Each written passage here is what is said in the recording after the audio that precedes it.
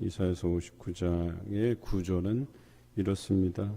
선지자가 왜 우리가 심판을 받았는가에 대한 그 백성의 죄에 대한 부분들을 말하고 있고, 9절부터는 백성이 그 죄악을 깨닫고 하나님 앞에 그 죄를 자백하고 고백하는 장면이 15절까지 기록되어 있습니다. 그리고 15절 하반절부터는 이제 그들의 그 죄와 죄의 고백으로 인해서 하나님께서 그들을 구원하시고자 하는 계획이 있으신데, 중요한 것은 중재자가 없음을 이상히 여기셔서 이제 하나님 스스로가 그들을 구원하시겠다라고 선언하고 계시죠. 그러니까 구약에서는 그 중재자가 제사장들이죠. 그래서 그 대제사장이 백성들의 입장에 서서 그들의 죄를 그 짐승에게 전가시킨다라는 표현은 고백한다는 표현이에요. 그러니까 말 그대로 나에게 있는 죄를 다 토로하는 거예요. 어디에다? 그 짐승에게. 그래서 짐승에게 안수하고 그 죄를 전가한다는 표현은 하나님 앞에 자신의 죄를 다 고백드리는 행위예요. 그러면 그 죄가 짐승에게 전가되고 옮겨지고 그 짐승을 대제사장이 하나님 앞에 태워드리면 그 죄가 소멸되는 거예요. 그런데 이 중재자가 어때요? 타락하기 시작하죠. 하나님께 드린 제물을 가지고 왔을 때 그 제물에 그 제사장의 몫이 있는데, 그 제사장의 몫을 제사를 드린 후에 자기가 가져가야 되는데 그렇지 않은 거죠. 그래서 제사 드리기 전에 자기 몫을 챙기거나, 혹은 제사장에게 딱 규정된 그 몫을 가져가는 게 아니라 다른 몫들도 자신들이 챙기는 일들이 벌어지게 되죠. 그러니까 더 이상 하나님과 백성과의 그 중재자의 역할을 못하게 되는 거예요. 그래서 하나님께서는 새로운 언약이 필요함을 느끼셨고, 그래서 옛 언약에서 새 언약을 주시는데, 그것이 바로 예수 그리스도를 통한 것이죠. 또 예수 그리스도는 하나님의 아들이시고 하나님의 본체이시기 때문에 하나님이 직접 하셨다라고 말씀드릴 수가 있죠. 그래서 예수 그리스도께서는 자신이 직접 대제사장 역할을 수행하시고 자신을 직접 어린 양 제물로 하나님 앞에 드린 바 되었다라고 하는 것이죠. 그래서 여기서 스스로 구원을 베푸시며 자기의 공의를 스스로 의지하사, 그러니까 하나님께서 본체이신 예수 그리스도를 이 땅에 보내시고 스스로 그것을 해결하셨다, 이런 표현이죠. 그래서 마지막에 예수 그리스도를 통해서 하나님께서 자기 백성을 구원하실 것에 대해서 약속하신 말씀이 기록되어 있습니다. 사실은 이것이 우리 인생의 전부라고 할 수 있는 우리 기독교 역사의 처음과 끝을 이야기하는 것이기도 하지요. 백성이 하나님 앞에 그 창조의 목적이 다 있어요. 그래서 하나님께서 이 땅에 너희가 이렇게 살아가라고 이야기하지만 우리는 그 창조의 목적대로 살아가지 못한다라고 하는 것이에요. 그 이유가 아담으로부터 들어온 그 죄성으로 인해서 그래요. 그래서 이 죄성을 우리가 해결하지 않으면 그 죄성으로 인해서 하나님께로부터 멀어지게 되고 관계가 끊어지게 된다라고 하는 것이죠. 그리고 우리는 이 관계를 회복하기 위해서 죄에 대한 고백과 그 죄를 해결할 수 있는 예수 그리스도를 믿는 길밖에는 없다. 천하에 구원을 얻을 만한 다른 이름을 우리에게 주신 일이 없다고 사도행전 4장 12절에 우리에게 말씀하고 있잖아요. 그래서 그 예수 그리스도를 통해서 하나님께서 구원을 이루신다, 이런 표현이에요. 여기에 필수적인 것이 있는데 그것은 바로 자백이에요. 고백이에요. 자기의 죄를 하나님 앞에 고백드리는 행위가 중요하다라고 하는 것이죠. 1절부터 보겠습니다. 여호와의 손이 짧아 구원하지 못하심도 아니요 귀가 둔하여 듣지 못하심도 아니라 그랬어요. 이스라엘 백성이 하나님의 심판 가운데 놓인 것은, 그리고 많은 열방의 어떤 침략을 받아서 어려움을 겪게 되는 것은 하나님의 손이 짧아서도 아니고 하나님의 귀가 둔하여서 백성들이 울부짖는 소리를 듣지 못하심도 아니라고 이야기합니다. 그러면 그 이유가 무엇일까요? 2절에 오직 너희 죄악이 너희와 너희 하나님 사이를 갈라놓았고, 이게 이유라는 거예요. 그들이 어려움을 당하는 것이 바로 그 죄악 때문이라고 이야기하는 겁니다.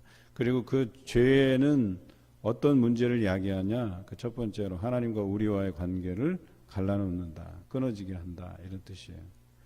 그리고 8절에 기록되어 있지만 평강, 그 평강을 알지 못하게 한다. 평화롭게 살지 못하게 한다. 내가 죄를 짓고는 살아가기가 어렵다는 이야기예요. 죄 짓고 나서 마음이 불편해요. 어려워요. 이것이 언제나 들통이 날까, 탈로가 날까, 걱정, 그 걱정 가운데 살아갈 수밖에 없다는 거죠. 여러분, 죄 지은 사람이 그 죄 지은 것으로 인해서 편하게 살 것 같죠? 그렇지 않아요. 그 내면에 깊이 있게 들어가 보면 다 불안하고 힘든 그 사정을 가지고 살아가게 돼요. 오히려 그 죄를 하나님 앞에 고백하고 자백하고 용서를 구하면 거기에서 자유함을 얻는 거예요. 평강을 얻는 거예요. 그런데 그렇지 못한 사람들이 평강하지 못하게 된다라고 하는 거예요. 평강을 알지 못한다 그래요. 얼마나 불편한 삶, 그 죄된 삶을 살아야 되는지, 죄책감 안에서 살아가야 되는지 몰라요. 우리는 죄와 벌이라고 하는 그 책에 보면 그 한 사람이 수전노를 죽이고 나서 그 죄의 고통 가운데 사는 모습을 잘 묘사하고 있는 것을 발견하게 되죠. 또 이것뿐만 아니에요. 그 간증을 들어보면 자신이 과거에 그 죄 가운데 살다가 회개하는 어떤 그런 내용들을 보면 그게 다 드러나요. 자신의 죄 때문에 자신이 그 고난당하는 것을, 고통당하는 것을 고백하는 모습들을 종종 우리가 보게 되죠. 여러분, 죄를 해결하지 못하면 그 죄로 인해서 평강의 삶을 누리지 못하게 되는 거예요. 그리고 근본적으로는 그 죄가 하나님과 우리와의 관계를 끊어놓기 때문에 그렇다라고 하는 거예요. 하나님께로부터 생명의 양식을 공급받아야 되고 또 어떻게 나아갈 것인가에 대한 이야기를 듣고 하나님께서 예비해 주신 그 길을 걸어가야 되는데 이 관계가 끊어지다 보니까 어려운 거예요. 어떤 사람이 새로운 일을 시작해요. 그런데 그 새로운 일을 배워야 돼요. 누군가에게는 배워야 되는데 관계가 끊어져 있다라고 하면 그 새로운 것들에 대해서 알지도 못하고 배울 길도 없고 그저 그 회사 생활이 아니라는 거죠. 자기가 회사에서 존재감을 드러내고 자기에게 맡겨진 어떤 특정한 일들, 그런 업무들을 자기가 수행함으로 인해서 인정받아야 되는데 그것을 알려줄 사람도 없고 그것을 이제 그 업무에 대해서 전혀 알지 못한다고 한다면 그게 무슨 사는 삶이겠어요? 또 회사가 그런 사람을 가만히 둘 리가 있겠어요? 쓸모가 없는데. 마찬가지예요. 하나님께서 우리에게 사명을 주셨어요. 그리고 우리는 이 사명을 수행하기 위해서 하나님과의 그 지속적인 관계 안에서 살아가고 하나님께서 그 길을 알려주시고 우리는 알려주신 그 길을 열심히 달려가다 보면 하나님께서 예비해 주신 그 평강을 우리가 누리게 돼 있다라고 하는데 이런 관계가 끊어지고 나면 내가 세상에서 뭘 해야 될지도 모르고 어떤 길을 가야 되는지도 몰라요. 뭘 수행해야 되는지도 몰라요. 그러다가 그 죄된 삶에서 살다가 결국 어떻게 돼요? 멸망하게 되는 거예요. 심판을 받게 되는 거예요. 이런 단순한 구조임에도 불구하고 우리가 알지 못하는 이유가 뭘까? 죄성 때문에 그래. 죄 때문에. 이 죄가 한번 들어와서 이 죄가 우리 삶을 지배하게 되면 아무것도 듣지 못하게 한다는 거예요. 우리가 아무리 이야기해도 또 하나님께서 들으려 하지도 않으신다라고 2절 하반절에 나와 있죠. 너희 손이 피해 너희 손가락이 죄악에 더러워졌기 때문에 입술은 거짓을 말할 수밖에 없고 혀는 악독을 낸다 그랬어요.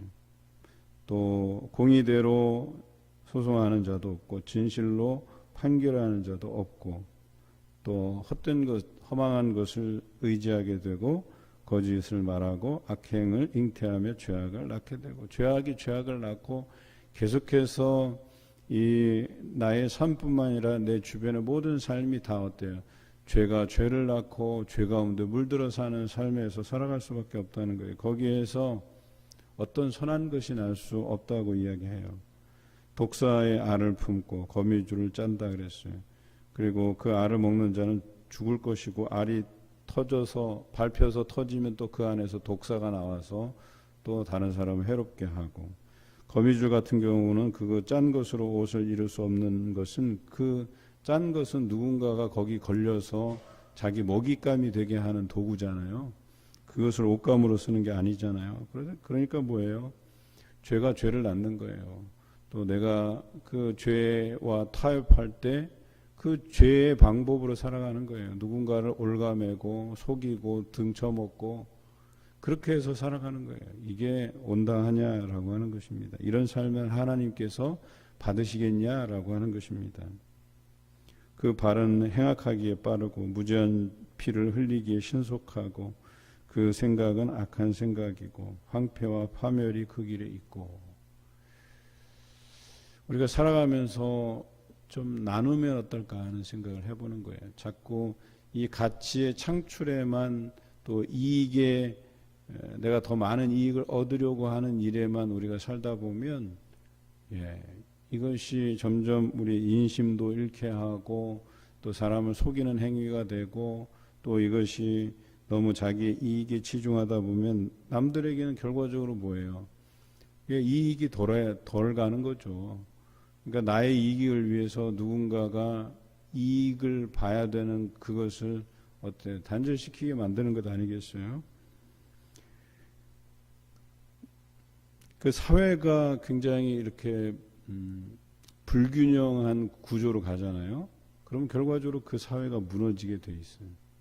예를 들어서 물건을 판매하고 물건을 만들어서 판매하는 사람의 입장, 또 그걸 만드는 노동자의 입장, 또 그것을 구매하고 그것을 사용하는 수요자의 입장이 있잖아요. 이 세 가지 입장이 고르게 균형을 이루어 가야 되는데 이 사회가 이 균형에 대해서 참 몰라요. 어쩔 때는 노동자의 노동력을 착취하는 경우가 있고, 또 어떤 경우는 노동자가 너무 그 많은 임금의 요구를 해서 결과적으로 그 노동자들을 쓰는 고용주가 그 올린 값을 감당하기 위해서 물건 값을 또 올려버리는 거예요. 그러면 구매자인 수요자들이 어때요? 그것을 소비하기 위해서 더 많은 지출이 일어나게 되고, 이런 현상들이 어찌 보면 우리에게 득이 되는 게 아니잖아요. 뭔가 이 시장의 질서라는 게 균형을 이루어야 되는데 그 균형을 잃어버리게 만드는 거예요. 왜 그래요? 욕심 때문에 그러는 거예요. 이기적인 생각 때문에 그래요. 내가 좀 살아야 되겠다는 생각 때문에 그래요. 그리고 전체적으로 인플레이션 현상이 일어나면 우리 사회에서 가난한 자들, 우리가 돌봐야 될 그 대상들이 더 많아진다는 거예요. 그리고 그들 돌보기 위한 그 비용들이 더 많이 발생한다는 거예요. 그러니까 우리가 이런 부분에 대해서 사람의 인심이라고 하는 게 내 곳간이 채워져야 뭔가 저 사람들에게 나누어줄 인심이 생기듯이, 그런 각박한 사회에서 그 대상들을 돌보는 일들이 갈수록 어려워진다고 했을 때 어때요? 내가 이렇게까지 손해보면서까지 해야 되는가? 라고 하는 생각들이 지배적이고, 돕는 손길들은 자꾸 줄어들고 끊어질 수밖에 없는 거예요. 그런 사회가 이상적인 사회는 아니잖아요. 그러니까 뭔가 우리가 좀 양보하고 좀 손해볼 수도 있어야 되고, 손해볼 수 있는 여유가 좀 있었으면 좋겠다는 생각을 가져요. 내가 이 정도 손해보더라도 내 삶에 대해서 크게 지장이 없다라고 하는 그런 생각들을 가지고, 그 여유 있는 생각들을 가지고 또 부족한 자들을 위해서 돕고 하는 것들이 우리에게 필요한 것이죠. 두드림 신방하면서 어떤 집사님이 저한테 잠깐 들려달래요, 가게에. 그래서 갔어요. 들렸더니 그런 이야기들을 해요. 요즘 코로나 때문에 괜찮냐고. 목사님 괜찮아요. 여러 가지 예전 그런 상황보다 그렇게 좋지는 않지만 그래도 그럭저럭 손님들이 찾아주시고 해서 견딜만 해요. 하면서 뭔가 이렇게 또 친척들이 가져온 그런 사과즙을 좀 저희한테 나눠주셨어요. 그런데 그 집도 이분들이 그 자신들 위해서만 그것을 가지는 게 아니라 그냥 그런 손님들이 오고 또 그 손님들의 형편에 따라서 사과즙을 이렇게 나눠드리기도 하고 그런다는 거예요. 제가 그걸 보면서 아, 그렇구나. 우리 인심이라는 게 그런 건데 아무리 코로나라 할지라도 또 내가 과거보다 수입이 좀 줄어들고 예전만 못하다 하더라도 그 인심을 잃어버리는 일들이 없어야 되는데 이분은 그런 걸 잘 실천하면서 살더라고요. 그걸 보면서 아, 그렇구나. 우리가 손해 보더라도 그 정도 손해 가지고 우리가 뭐 크게 삶에 지장이 없다면 그 정도 인심을 우리가 유지하는 것도 좋겠다 하는 생각을 해요. 남에게 그런 베풀음에 대한 삶이 좀 우리에게 있어야 되겠다 하는 생각을 가지게 됐어요. 그런데 이 죄가 죄를 낳고 하는 이 악순환 속에서 살아가는 사람은 그 안에 평강이 없어요. 그래서 8절에 보면 평강의 길을 알지 못하며 그들이 행하는 곳에는 이런 평강이 없는 사람, 죄로 인해서 살아가는 사람, 죄 가운데 살아가는 사람은 정의가 없고 구분길을 스스로 만들고 또 이 길을 밟는 자가 역시나 평강을 경험하지 못하게 된다는 거예요.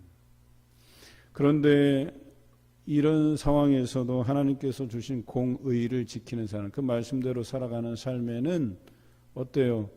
그들이 야, 정의는 살아있구나, 공의는 살아있구나, 여전히 그 하나님의 사랑은 살아있구나, 우리에게 경험되고 있구나, 세상은 그렇게 각박한 세상이 아니구나, 살만한 세상이구나, 이런 생각이 들 수 있다라고 얘기하는 거예요. 예수 믿는 사람들에게 적어도 그런 삶이 많은 사람들에게 공유되어야 되지 않겠나 이런 생각을 해봅니다. 이렇게 선지자가 이 백성이 왜 하나님과 이렇게 단절되어서 죄 가운데 살아가는지에 대해서 너희가 받은 이 고통이 너희의 죄 때문에 온 것을 알게 하셨어요. 9절부터는 그 죄를 알고 나서 이제 이 백성들이 하나님 앞에 고백드리는 내용이에요. 정의가 우리에게서 멀고 공의가 우리에게서 미치지 못한즉 우리가 빛을 바라나 어둠뿐이요 밝은 것을 바라나 캄캄한 가운데 행함으로 자신들의 그 마음에 하나님의 백성으로서의 그 거룩한 부담감을 생각해 보니까 이제 돌아가야 되는데 이 돌아가려고 하니까 너무나도 캄캄한 거예요. 공의가 보이지 않는 거예요. 우리가 그동안 어떻게 살아왔는지조차도 이해 못하고 있는 거예요.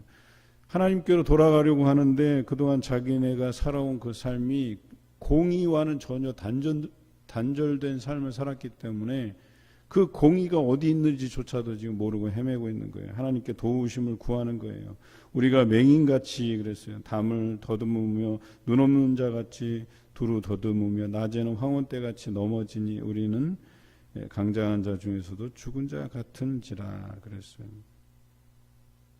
그 어두운 곳에 처해 있어요. 죄 가운데 처해 있다 보니까 어떤 길이 밝은 길인지조차도 분간을 못한다는 거예요. 마치 맹인이 길을 갈 때 그 길을 갈지 못해서 그저 어디 닿는 부분에 손을 대고 그것을 의지해서 걸어가는 그 형국이라는 거예요. 그래서 어두운 가운데 있는 자들 중에서도 죽은 자 같다라고 표현하고 있는 거예요. 이것을 어떻게 할까 울부짖으며 하나님 앞에 고백드리고 있어요. 곰같이 부르짖으며 비둘기같이 슬피 우나 정의를 바라나 없고 구원을 바라나 우리에게서 멀도다. 이제는 누군가가 자기를 붙잡아 주지 않으면 우리가 이 죄된 삶에서 벗어나기 어렵다고 얘기하는 거예요. 그 고백을 하나님께 드리고 있는 거예요. 중재자가 없는 삶을 살아가고 있는 거예요. 왜? 그 중재자 역시도 타락하고 죄 가운데 있기 때문에 우리가 잘 알듯이 예수 그리스도께서 활동하시던 당시 종교의 지도자들이라고 하는 사람들이 자신의 배를 불리기 위해서 종교 카르텔을 만들고 그 구조 안에서 자신의 이득을 취해서 자신들의 그 지위를 보장할 수 있는 로마에다 세금을 바치고 각종 사람들에게 뇌물로 바치고 그런 일들이 일어난 것 아니겠어요? 그러니 그들이 돌봐야 될 백성들에 대한 관심은 저 멀리 가버린 거죠. 우리가 여호와를 배반하고 속였으며 우리 하나님을 따르는 데에서 돌이켜 포악과 폐역을 말하며 거짓말을 마음에 잉태하였으니 정의가 뒤로 물리침이 되고 공의가 멀리 섰으며 성실이 거리에 엎드러지고 정직이 나타나지 못하는도다. 한탄하고 있는 거예요. 우리가 하나님을 배반하고 하나님께로부터 멀어졌기 때문에 이런 모든 정의로운 삶이 우리에게서 멀어졌다는 거예요. 그것을 지금 한탄하고 있는 거예요. 고백하고 있는 거예요. 자백하고 있는 거예요. 그랬더니 여호와께서 이를 살피시고 그 정의가 없는 것을 기뻐하지 아니하시고 사람이 없음을 보시며 중재자가 없음을 이상히 여기셨으므로 자기 팔로 스스로 구원을 베푸시며 자기의 공의를 스스로 의지하사라고 그랬어요. 하나님께서 직접 나서시는 거죠. 그래서 예수 그리스도를 이 땅에 보내시고 그들의 죄를 대신 감당하시고 십자가에 죽으시고 부활하심을 통해서 우리에게 구원의 길을 열어놓으신 거예요. 그러니까 우리의 힘으로 하나님께서 우리에게 주신 그 말씀을 지키고 또 주신 그 제사의 제도를 통해서 죄사함을 받기를 바랬지만 그조차도 어려운 것은 중재자인 대제사장의 타락으로 인해서 더 이상 그 길이 끊기고 그들이 스스로 어떤 의지적으로 뭔가를 할 수 없기 때문에 이제는 믿음으로 구원 얻을 수 있는 그 새로운 길을 우리에게 열어주셨다. 그리고 그것은 하나님께서 직접 스스로 우리에게 베푸신 구원의 길이다라고 하는 것이죠. 이제는 이 공의를 갑옷으로 삼으시고 구원을 자기의 머리에 써서 투구로 삼으시며 보복을 속옷으로 삼으시며 열심을 입어 겉옷으로 삼으시고 그들의 행위대로 갚으신다. 이제 하나님께서 회개하고 돌아오는 백성들에 대해서는 받아주시고 구원의 길을 열어주시지만 또 그 행위가 악하여서 오히려 그 구원의 길로 돌아오는 사람들을 어렵게 만드는 이들을 보복하시고 심판하실 것에 대해서 이야기하고 있는 것이죠. 그래서 20절 여호와의 말씀이니라 구속자가 시온에 임하며 야곱의 자손 가운데에서 죄가를 떠나는 자에게 임하리라. 하나님의 구원이 그 죄가를 떠나는 사람에게 임하리라 라고 말씀하시는 거예요. 이 말씀은 오늘 우리에게도 동일하게 다가옵니다. 하나님께 그 죄악을 버리고 나아가는 자는 시온의 영광처럼 하나님의 구원이 우리에게 임할 것이다 라고 이야기하는 거예요. 여러분, 죄는 떠나야 되는 겁니다. 단절해야 되는 거예요. 이 죄로 인해서 하나님과의 관계가 끊어지고 평강이 없는 삶을 살기보다는 이 죄를 끊어냄으로 인해서 하나님께서 우리에게 허락하신 구원의 삶을 다 같이 살아가시고 누려가시는 여러분 되시기를 주님의 이름으로 기원합니다.